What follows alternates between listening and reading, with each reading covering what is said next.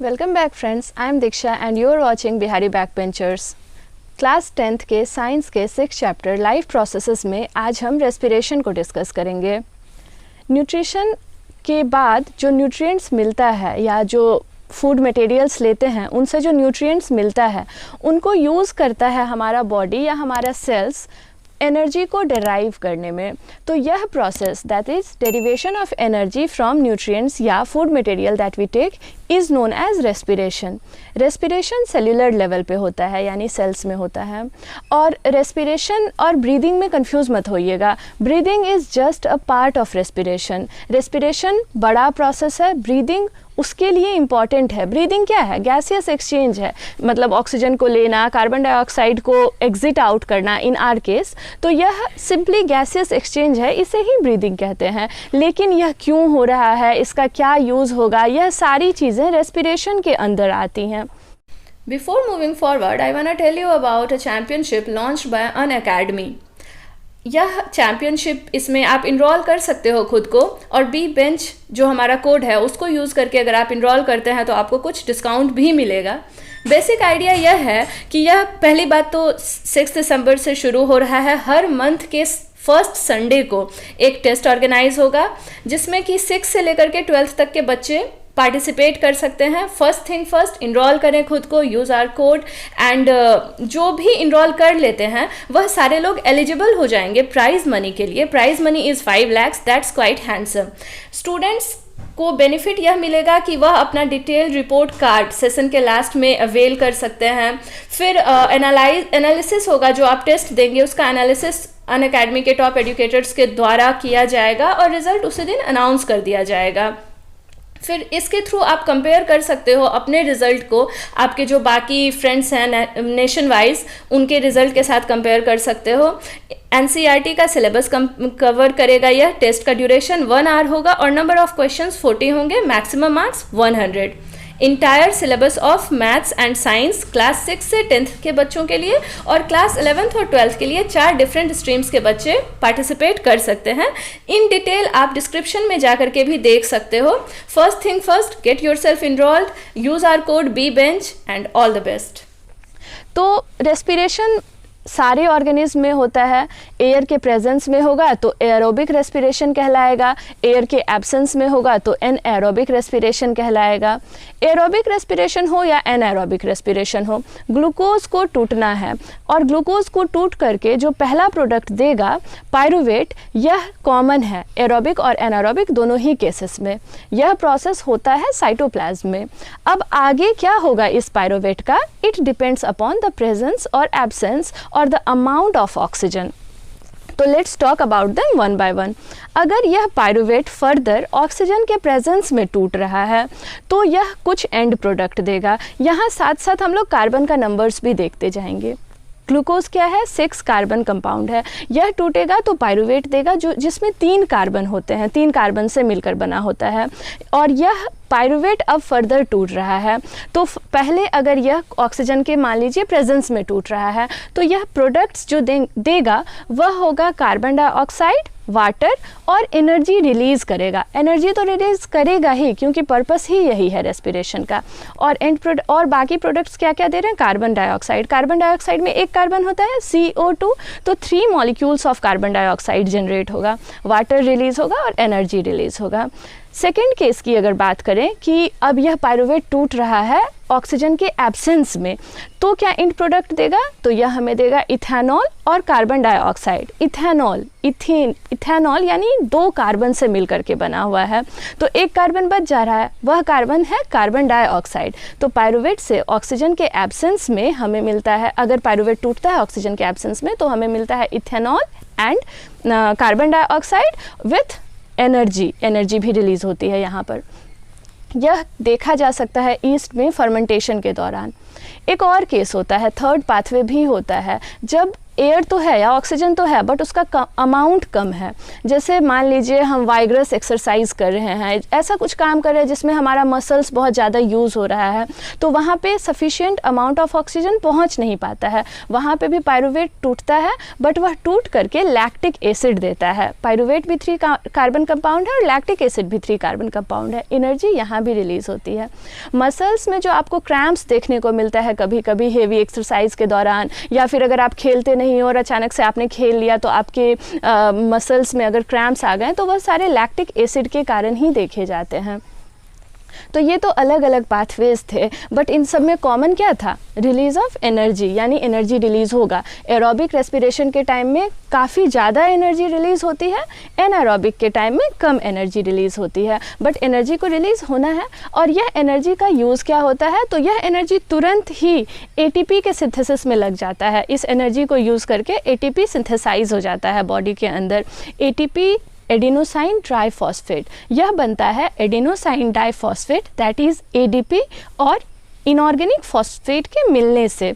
और यह एटीपी जो है यह एनर्जी करेंसी है। ऐसा समझिए कि आपको पैसा मिला और आपने उस पैसे से वाचर खरीद लिया। अब आपको जो भी काम होगा, आपको जो भी लेना हो या कुछ भी उसका यूज़ करना हो, कुछ भी खरीदना हो, तो आप उसी वाचर को यूज़ करके बाकी चीज़ें खरीदेंगे। उसी तरह जो एटीपी होता है वह खर्च होता है, वह बन के रह गया हमारे अंदर। और जितने भी एंडोथर्मिक रिएक्शंस होते हैं, मतलब वैसे रिएक्शंस जिनमें एनर्जी की रिक्वायरमेंट होती है, वह सारा ही जो रिएक्शंस होता है उनको एनर्जी इसी एटीपी से मिलता है। कैसे एक ही एटीपी सब कुछ को एनर्जी प्रोवाइड कर सकता है? ऐसे समझिए कि अगर आपके पास एक बैटरी है तो सिर्फ एक ही पर्पस के लिए आप उसे यूज़ नहीं कर रहे हो, आप उससे मैकेनिकल एनर्जी भी डिराइव करते हैं, इलेक्ट्रिकल एनर्जी भी डिराइव करते हैं। तो ये इसी तरह से यह जो एटीपी होता है यह एक कॉमन सोर्स ऑफ एनर्जी है जो कि अलग अलग पर्पसेस सर्व करता है। That is protein synthesis, contraction of muscles, या जितने भी हमारे अंदर इंडोथर्मिक एनर्जी रिक्वायरिंग रिएक्शंस चल रहे हैं। तो this was all about ATP. अब ऑक्सीजन के प्रेजेंस में अगर रेस्पिरेशन हो रहा है या एरोबिक रेस्पिरेशन, इसके बारे में हम थोड़ी डिटेल में बात करते हैं। एरोबिक रेस्पिरेशन क्या होता है कि इसमें ऑक्सीजन चाहिए, तो ऑक्सीजन कैसे मिलेगा? अलग अलग ऑर्गेनिज्म ने अलग अलग तरीके अपना रखे हैं ऑक्सीजन को लेने के लिए। प्लांट्स के केस में तो हमने बात किया था कि डिफ्यूज़न के थ्रू गैसेस एक्सचेंज हो जाता है। इन्वायरमेंट पर भी बहुत हद तक यह डिपेंड करता है कि गैसियस एक्सचेंज कैसे हो रहा है। जैसे प्लांट्स की ही अगर हम बात करें तो प्लांट्स में फोटोसिंथेसिस और रेस्पिरेशन दोनों प्रोसेस चल रहे हैं। फोटोसिंथेसिस का या रेस्पिरेशन से का जो एंड प्रोडक्ट है वह कार्बन डाइऑक्साइड भी होता है। तो दिन के समय में प्लांट्स में फोटोसिंथेसिस और रेस्पिरेशन दोनों चलेगा, रात में फोटोसिंथेसिस नहीं होगा। तो दिन में जो रेस्पिरेशन का एंड प्रोडक्ट है कार्बन डाइऑक्साइड, वह प्लांट्स यूज़ कर लेते हैं फोटोसिंथेसिस के लिए, और फोटोसिंथेसिस का जो एंड प्रोडक्ट है ऑक्सीजन, वह एटमॉस्फेयर में रिलीज़ करते हैं। बट रात के समय इसका उल्टा हो जाता है, क्योंकि रात में फोटोसिंथेसिस हो नहीं रहा है, तो कार्बन डाइऑक्साइड जो बन रहा है वह प्लांट यूज़ नहीं कर पाते हैं अपने बॉडी में कहीं भी, तो उसी को वह एमिट करते रहते हैं। इसलिए आपने कभी सुना होगा शायद बचपन में कहानी कि रात को पेड़ के नीचे मत सोना, घोस्ट आते हैं या कुछ ऐसा कुछ गलत हो सकता है। इसका लॉजिक यही है कि रात को जो प्लांट्स होते हैं वह कार्बन डाइऑक्साइड को रिलीज़ करते हैं इन प्लेस ऑफ ऑक्सीजन। तो इसलिए तो यह जो है एक्सचेंज ऑफ गैसेस, यह इन्वायरमेंटल फैक्टर पे भी डिपेंड कर जाता है।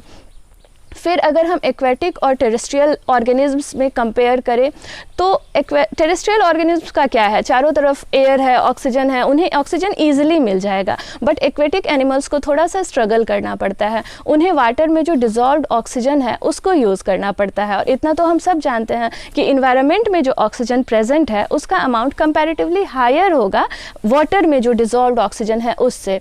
तो मेंटेन कैसे किया जाए, तो क्या करते हैं एक्वेटिक एनिमल्स, अपने रेट ऑफ ब्रीदिंग को हाई रखते हैं, मतलब वो जल्दी जल्दी सांस लेते हैं क्योंकि उन्हें ऑक्सीजन कम मिल रहा है या बहुत लिमिटेड अमाउंट से लेना पड़ रहा है। और जो एक्सचेंज ऑफ गैसेस है वह अगर टेरेस्ट्रियल ऑर्गेनिज्म में स्पेसिफिक हम बात करें या किसी भी ऑर्गेनिज्म, एक्वेटिक ऑर्गेनिज्म में भी एक्सचेंज ऑफ गैस के लिए स्पेसिफिक सरफेस होगा, इतना तो हम जान रहे हैं कि मल्टी सेलुलर कॉम्प्लेक्स ऑर्गेनिज्म में सारी चीज़ें बहुत ज़्यादा स्पेशलाइज्ड होती हैं। क्या होगा, कहाँ होगा, कौन करेगा, ये सारी चीज़ें पहले से ही तय होती हैं। रैंडमली कोई भी फंक्शन नहीं परफॉर्म कर सकता। तो यह जो गैसियस एक्सचेंज होता है, इसके लिए जो सरफेस होना चाहिए वो थिन, डेलिकेट ऐसा होना चाहिए ताकि गैस ईजिली एक्सचेंज हो जाए। तो वैसे सरफेसेस को बहुत सेफली हमारे बॉडी के अंदर प्लेस रखा जाता है ताकि हार्म वो आसानी से ना हो सके। तो यह बहुत प्रोटेक्टेड वे में हमारे अंदर रहता है।